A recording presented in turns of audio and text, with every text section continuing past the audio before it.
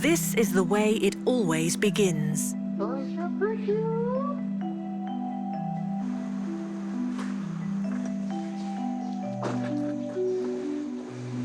A frightened baby, robbed of its mother, and a life in the wild.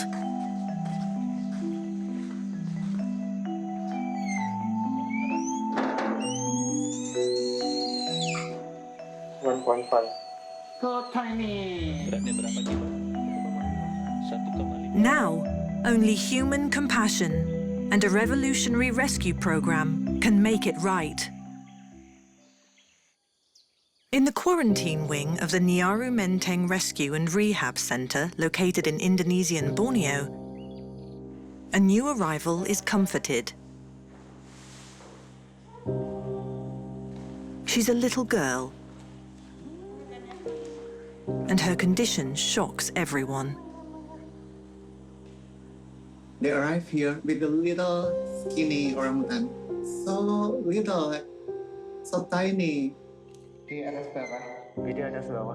Veterinarian Arga can tell by how many teeth she has that she's around 9 months old. D. ABD. At this age, she should weigh at least 9 to 11 pounds.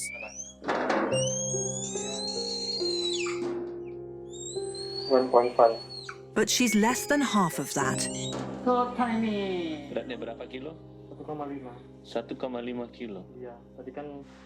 It's a miracle she's alive. Coba lihat ininya. She was discovered on a flooded riverbank by some teenagers while out fishing. There was no sign of her mother.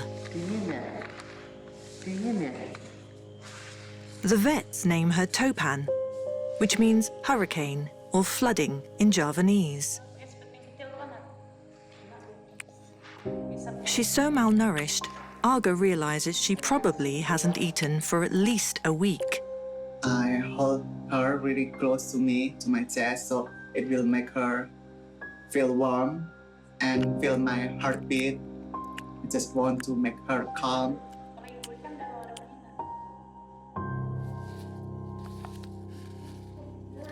Topan's not the only newcomer here. In the last fortnight, 3 other rescued orphans have also arrived. Suzanne, Josh, and Tamer, each with their own story of loss and tragedy. Suzanne was rescued from a wooden crate in which she'd likely been kept for months. Although the villagers claimed they'd only found her recently.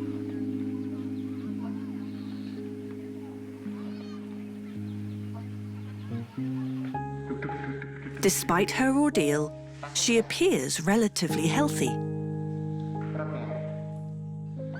18-month-old Josh was rescued a week ago from a mining village, a full day's drive away. Hey, Josh.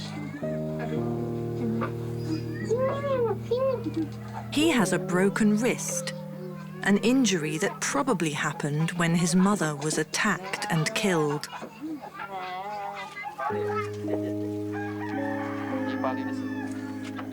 In remote villages, wild orangutans can be killed for raiding crops and sometimes as a source of meat.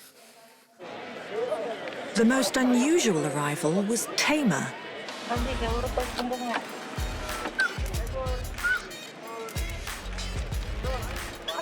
He turned up with his own media entourage after his story made international news.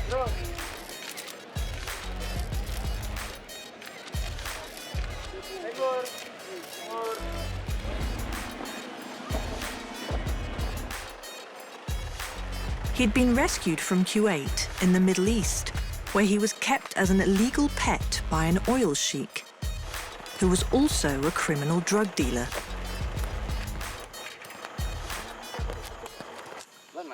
What happened to Tamer in his first year of life is unknown, but it's clear he's been severely traumatized.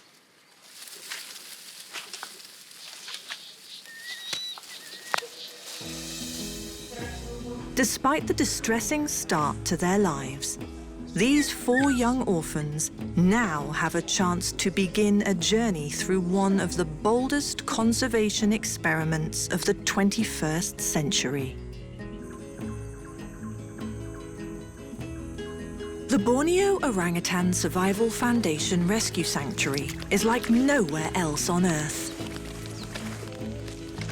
It's a unique school where the orphans learn all the survival skills their mothers would have taught them from a team of specially trained humans. Becoming orangutan can take up to 8 years. The length of time a wild baby depends on its mother. So there's much to learn before these orphans will be ready to return to the wild. To reach that pinnacle of graduation, every student must master the jungle school curriculum.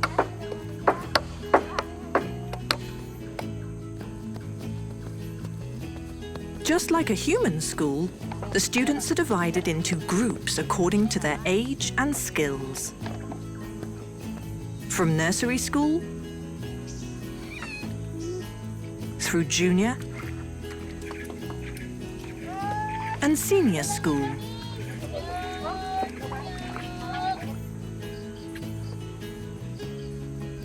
Once they've achieved all the milestones at each level, there's one more huge step in the process. The pre-release islands. Protected by the Rungan River, these islands are a semi-wild testing ground where the students put everything they've learned into practice. Kind of like college. They get supplementary food drops, but other than that, they have to fend for themselves. Some graduates even have babies here and pass on their knowledge to the next generation. Once a student has proven themselves on a pre-release island, they can graduate to the ultimate goal, a life in the true wild where they belong. Hey Love Nature fans, be sure to like and subscribe to catch all our wild animal stories. Get closer to nature right here on YouTube.